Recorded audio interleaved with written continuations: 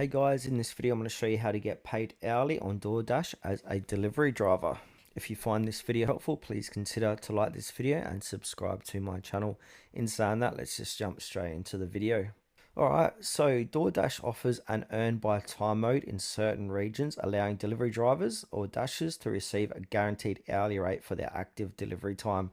This mode is designed to provide more consistent earnings compared to the traditional earn per offer model.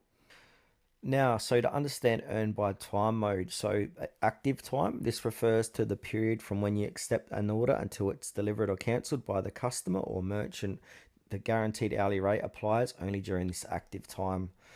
Earnings composition: in addition to the guaranteed hourly rate, you retain 100% of customer tips and may benefit from promotions like peak pay.